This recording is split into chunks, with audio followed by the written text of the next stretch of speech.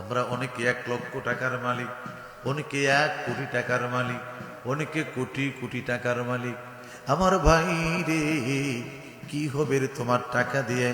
শূন্য হাতে তোমাকে কবরে যাওয়া লাগবে। আমার নবী কয় মালু ওয়ালা বানুন ইল্লা মান আতাল্লাহ বিকালবিন সালিম। আল্লাহু আকবার। আমার ভাইয়েরা, আম্মা জান আয়েশাতুল হুমায়রা দেখে বলছে, ইয়া রাসূলুল্লাহ, নবীকে বড় কষ্ট লাগে। মানুষ এন্তেকালের পরে এত সুন্দর এই এলাকাটার নাম কি? খিলগাঁও পূর্ব পাড়া। সামনে আমাদের একটা মসজিদ আছে, মসজিদেরই পাশে আমায় কবর দিও ভাই, যেন ঘুরে থেকে মুয়াজ্জিনের আযান শুনতে পাই। আমার ঘুরের পাশ দিয়া ভাই নামাজিরা যাবে। একসাথে বলি আল্লাহু আকবার।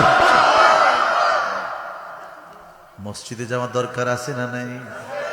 আমার ভাইরা, কবি নজরুল কত সুন্দর করে রেখেছে লম্বা লম্বা চুল।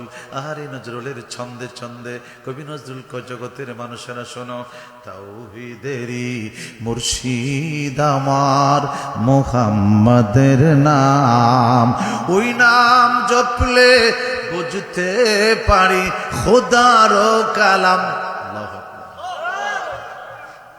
কি নামটা কি? কবি নজরুল কয়, আমি যখন কলমটা আটকিয়া যায়, আমি আমার নবীর উপরে দরুদ শরীফ পড়ি। কি পড়ি?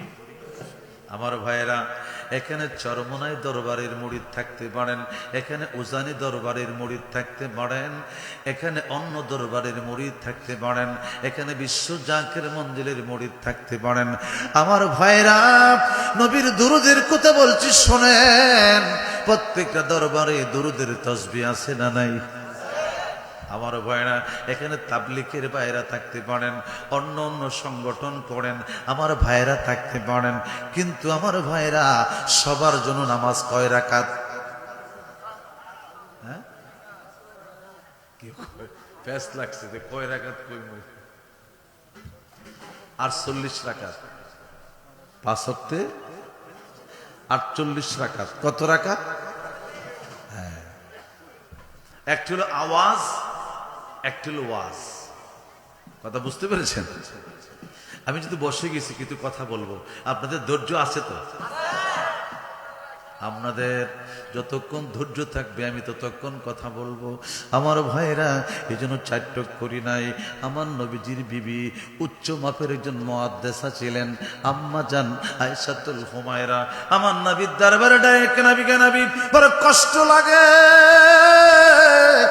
ইন্তেকালের পরে আজরাইল যখন রুহুটা বের করে নিয়ে যায়, আজরাইল যখন প্রাণটা বের করে নিয়ে যায়, আরে মেয়ে বসে আছে, সন্তান বাবার কিনারায় কান্দে, স্ত্রী স্বামীর পাশে বসে কান্দে, ছেলে বাবার পাশে বসে কান্দে, ভাই ভাইয়ের পাশে বসে কান্দে, বোন ভাইয়ের পাশে বসে কান্দে, কিন্তু 1 সেকেন্ডের ভিতরে রুহুটা বের হয়ে গেল, খবর নাই কোন দিকে চলে গেল। আরে যখন দেখতে পায়, নাই নাই নাই, তিনি ইন্তেকাল করেছে। ইন্না লিল্লাহি ওয়া ইন্না ইলাইহি।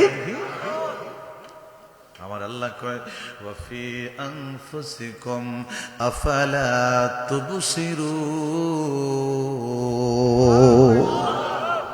আমি তোমার মধ্যে ছিলাম বিরাজমান, তুমি কেন দেখো নাই? আফসুস, রব আমাদের মধ্যে আছে না নাই? তুমি তালাশ করো না কেন? আমার আগে আরমান সাহেব অনেক ভালো ভালো কথা বলছে। আমাদের দরবারের ওয়াজ কিন্তু আসার আগে শেষ, আসর থেকে শুরু হয়। এই যে রওজা শরীফের জিয়ারত দিয়ে শুরু হয় আমাদের দরবারের কার্যক্রমগুলি। মাগরিবের পরে 5 প্রকার ফয়েজের পরে আমাদের মাহফিল শেষ। এরপর কিছু কথাবার্তা হয়। লোডশেডিং যে বিষয়টা, এটা মাগরিবের পরে শেষ। এছাড়া নাকশেবন্দিয়া মুজাদ্দিদে তরিকার মাল ধরতে গেলে আপনাকে মাগরিব ধরতে হয়। কথা কি বুঝতেছেন? আমার ভাইয়েরা, মনোযোগ। আম্মা জান আয়েশা নবীকে নবী বড় কষ্ট লাগে। এই যে চলে গেল, ডেকে বলছি লাশটাকে আর গড়ে রাখা যাবে না, বারান্দায় নিয়ে যাও, বারান্দা না থাকলে বাহিরে নিয়ে যাও লাশটাকে। মানুষ দলে দলে দলে দলে দেখতে আসে।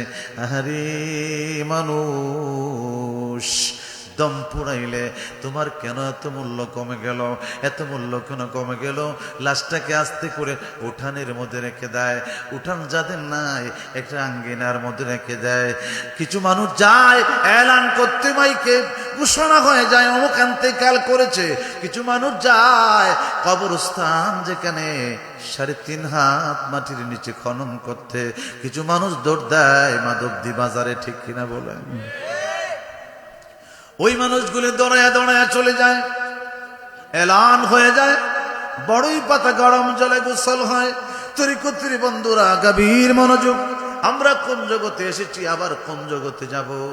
আমার আল্লাহ ডেকে বলে, আয় পৃথিবীর মানুষেরা শোনো, আবে আতশ বাঙ্গে খাকে বানাহাম, আবে আতশ বাঙ্গে খাকে বানাহাম। তোমাকে 4টা মশলা দিয়া আমি আল্লাহ বানাইছি, শোনো রে বান্দা।